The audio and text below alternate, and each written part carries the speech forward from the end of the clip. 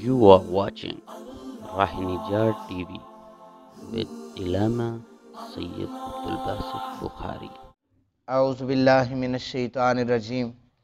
بسم اللہ الرحمن الرحیم قال اللہ تعالی فی الکلام المجید والفرقان الحمید ثم قست قلوبکم من بعد ذلک فہی کالحجارۃ او اشد قسوۃ وان من الحجارۃ لما یتفجر منہ الانہار صدق اللہ مولانا العظیم صلو علی الحبیب اللہم صلی علی سیدنا و مولانا محمد مبارک وسلم وسلم۔ ہماری گفتگو کا عنوان اللہ تعالیٰ کے خوف سے رونے کے حوالے سے ہے۔ جو میں نے آیہ مقدسہ کا ایک چھوٹا سا حصہ پڑھنے کا شرف حاصل کیا ہے، اس کا ترجمہ یہ ہے کہ قرآن کہتا ہے پھر اس کے بعد بھی تمہارے دل سخت ہو گئے،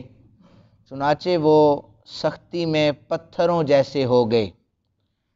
یعنی پتھر سے تشبیہ دی گئی کہ دل پتھر کی طرح سخت ہو گئے، یا فرمایا کہ اس سے بھی زیادہ سخت ہو گئے، پتھر سے بھی زیادہ۔ اب پتھر سے زیادہ سخت ہو گئے، اس کا بھی قرآن نے ڈیٹیل بتائی کہ کیونکہ بعض اوقات پتھروں سے بھی اللہ نہروں کو جاری فرما دیتا ہے، اور تم اس سے بھی زیادہ سخت ہو کہ آنسو نہیں نکلتا۔ پھر فرمایا کہ بعض اوقات پتھر پھٹ بھی جاتا ہے، اس سے پانی بھی نکل پڑتا ہے، بے شک ان میں سے بعض ایسے بھی ہیں جو اللہ کے خوف سے گر پڑتے ہیں پتھر۔ تو یہ قرآن حکیم نے بیان کیا ہے کہ اللہ کے خوف سے جو آنکھ اشک بار نہیں ہوتی وہ پتھروں جیسی سخت ہے، یا پتھروں سے بھی زیادہ سخت ہو گئی ہے۔ اس ضمن میں میرے پاک نبی صلی اللہ علیہ وآلہ وسلم کی احادیث سماعت فرمائیے۔ عبداللہ بن عمر بن عاص رضی اللہ تعالیٰ عنہ حدیث پاک کے راوی ہیں، کہتے ہیں کہ نبی پاک صلی اللہ علیہ وآلہ وسلم نے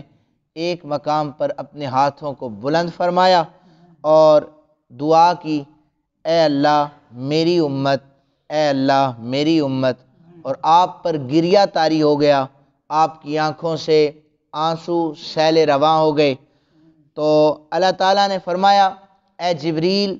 جاؤ میرے محمد صلی اللہ علیہ وآلہ وسلم کے پاس، معلوم کرو کہ وہ اتنی گریہ ازاری کیوں کر رہے ہیں، حالانکہ اللہ کو ان تمام چیزوں کا علم ہے۔ حضرت جبریل امی خدمت رسالت مآب صلی اللہ علیہ وآلہ وسلم میں حاضر ہوئے اور عرض کرنے لگے کہ آپ نے اتنی گریہ ازاری امت کے حوالے سے کی ہے، تو اللہ تعالیٰ نے مجھے یہ پیغام دے کر بھیجا ہے، آپ اپنی امت کی فکر میں اتنا روتے ہیں، تو یا رسول اللہ صلی اللہ علیہ وآلہ وسلم اللہ تعالیٰ یہ وعدہ فرماتا ہے کہ میں آپ کی ساری امت کی بخشش کا وعدہ کرتا ہوں۔ تو جب اللہ تعالیٰ کی بارگاہ میں کوئی انسان آنسو بہاتا ہے تو اللہ تعالیٰ اس کی ساری مرادوں کو پورا فرما دیتا ہے۔ اس کے بعد پھر حدیث پاک ہے، حضرت انس کہتے ہیں نبی پاک صلی اللہ علیہ وآلہ وسلم نے فرمایا اللہ تعالیٰ فرمائے گا دوزخ میں سے ہر ایسے شخص کو نکال دو جس نے ایک دن بھی مجھے یاد کیا، ایک دن بھی، اور میرے خوف سے اس نے ایک آنسو بہایا، دوزخ میں سے ایسے ہر شخص کو نکال دیا جائے۔ عبداللہ بن مسعود کہتے ہیں نبی پاک صلی اللہ علیہ وآلہ وسلم نے فرمایا جس مسلمان کی آنکھ سے مکھی کے سر کے برابر خوف خدا سے آنسو نکل آیا اور وہ رخساروں پر گرا، اللہ تعالیٰ ایسے شخص پر دوزخ کو حرام فرما دیتا ہے۔ اور حیثم بن مالک کہتے ہیں نبی پاک صلی اللہ علیہ وآلہ وسلم نے لوگوں سے خطاب فرمایا، خطاب کے دوران سامنے بیٹھا ہوا ایک شخص رونا شروع ہو گیا،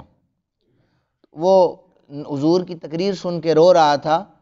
تو آقا کریم صلی اللہ علیہ وآلہ وسلم نے فرمایا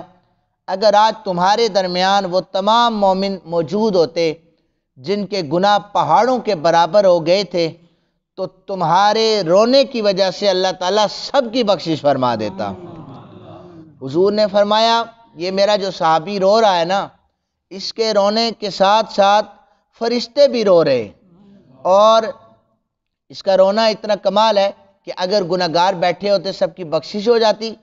اور فرشتے اس کے ساتھ دعا کر رہے ہیں، مالک یہ جو آہو بکا کر رہا ہے، اس کی آنکھوں سے آنسو جاری ہو رہے ہیں، یا اللہ یہ جو دعا کرتا ہے نا تو اس کی دعا کو پورا فرما دے۔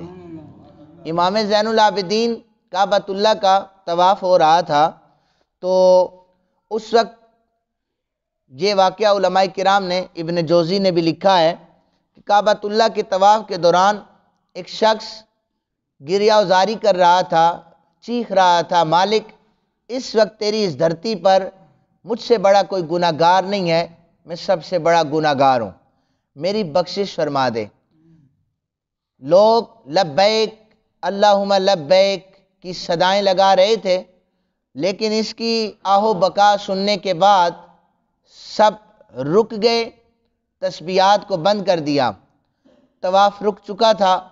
کہ رونے والا شخص کون ہے۔ ہر ایک دیکھنا چاہتا تھا کہ کتنا بڑا گناہ گار ہے جو اللہ کی بارگاہ میں گڑ گڑا کر اپنے گناہوں کی بخشش کے لیے دعائیں مانگ رہا ہے۔ چیخیں بلند ہوتی چلی گئی، اور وہ شخص